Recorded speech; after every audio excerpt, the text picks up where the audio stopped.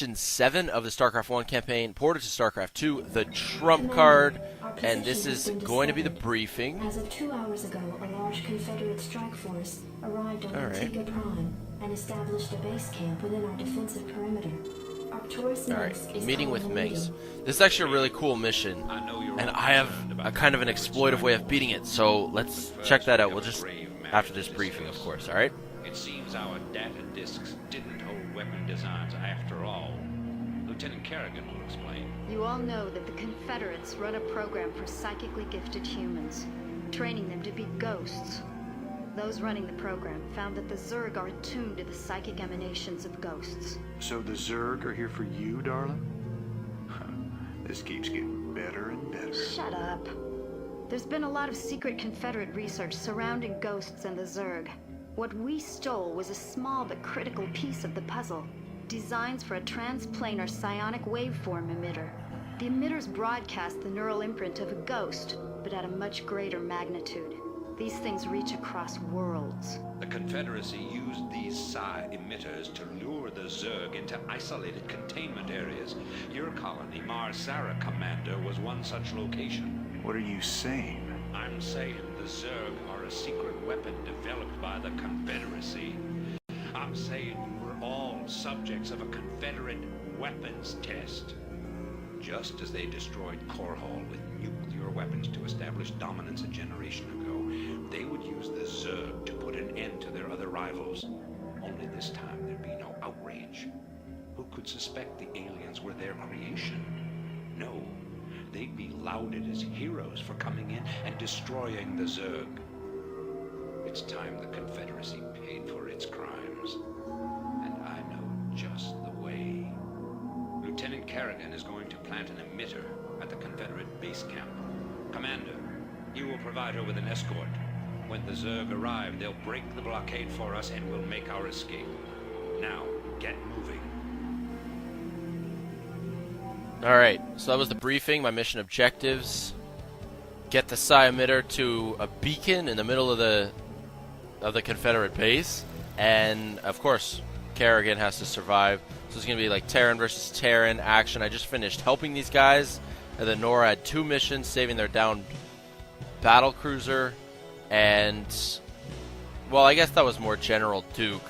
So a little bit different. Having doubts about this, Arcturus. I just don't think anyone deserves to have the Zerg unleashed on them. I know you have personal feelings about this, but you can't let your past cloud your judgment. Carry out your orders, Lieutenant. Alright, so Sir.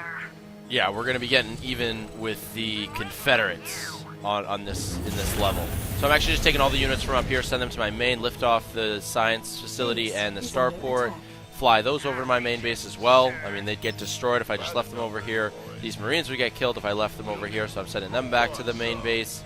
Just going to sort of rally all my troops together. Actually, I have a really interesting way to beat this mission. It's the same way I beat it back in the actual original StarCraft campaign many years ago, and it still works with this ported version on StarCraft 2. And yeah, I'm excited to show it to you guys. It's pretty cool, actually, and you'll get to see sort of my unique, slightly exploitive technique. So for the meantime, I'm just going to macro up a bunch of units and then move out shortly. So yeah, this is mission 7. I think there are only 2 missions left after this, possibly 3. And then I'm going to be done with the Terran campaign, and I'll be able to move on to the Zerg campaign, because the StarCraft 1 Zerg campaign has been ported over as well, so I get to do those. Hope you guys are enjoying these particular, this segment from my channel. It's Friday today, June 17th, or I believe that's right. Yeah, so this is just my first video of the day, a little bit of a warm-up, and then I'm going to do some, pro shoutcastings, pick out some pro matches. I'm thinking that even a little later today, I'm actually going to do some recording of Street Fighter content for you guys. I mentioned that in my last campaign video, and yeah, the comments were pretty positive about that, and I think I have a lot to share, and if you are at all interested in learning how to, play a fighting game like Street Fighter, which is, in my opinion, the best fighting game for sure. Capcom makes the best ones, better than anything else out there. Definitely tune into those, because quite frankly, you probably have a bunch you can learn from me and my commentary and my play in that, because I'm a really strong player at that. So in this mission, I'm just going to be building some fire bats now that the academy is done. Just going to build a bunch of fire bats, a bunch of SCVs. I'm basically building units that can tank. Lucky for me, in this version, this ported version of the StarCraft 1 campaign, SCVs still with their 60 hit points. Of course, that's what they had in StarCraft 1. So they're a pretty good tanking unit. I'm just going to build up whatever forces I can and move out shortly.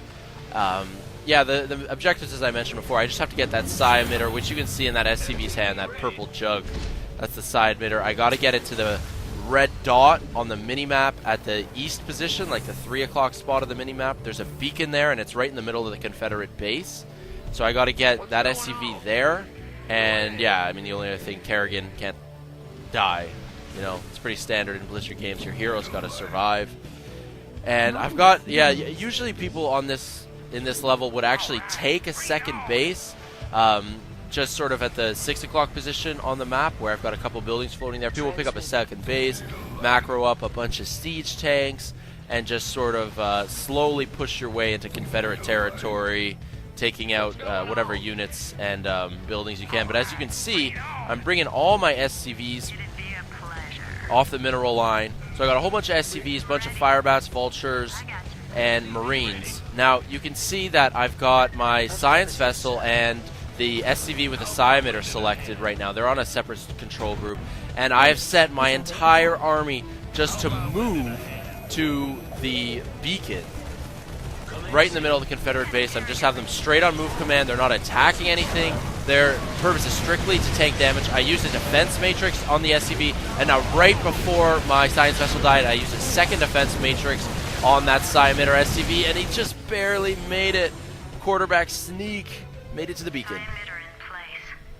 Just promise me we'll never do anything like this again. We'll do whatever it takes to save humanity. Our responsibility is too great to do any less. So that was mission 7. Short and sweet, pretty quick, maybe a little cheesy on my part. The Zerg, lured by the psi emitter's signal, descended upon the unsuspecting Confederate forces and annihilated them. Once again, the Protoss fleet, under the command of High Templar Tassadar, arrived and incinerated the planet. Definitely Tassadar's style. Just going to take a look at the score screen here. It'll actually be kind of funny. You can see I'm the Sons of Korhal. 7 units killed, 38 units lost, but I still achieved victory in this mission. I somehow doubt that the upcoming 2 or 3 Terran missions, the final missions in the campaign, are going to be this easy. Yeah, I'm going to have to do a lot more work on those. Those are going to be much longer missions because you got to like destroy very large bases in order to beat the level. But that was just sort of a quick one, a cheesy tactic you guys can use if you're playing this with the defense matrix ability from the science vessel. And for those of you who don't know, people are always asking this. You know, how do you play the StarCraft 1 campaign on StarCraft 2? Just go to sc2mapster.com, or is it scmapster? I think it's sc2mapster, and just search there for Rebel Yell campaign. It'll come up, and you just follow the instructions. The files are there, the instructions are there, and it's pretty easy to get going if you want to do that. It is fun, and I'm going to be finishing the Terran campaign, and like I mentioned before, move on to the Zerg campaign shortly. So stay tuned for those. Stay tuned for more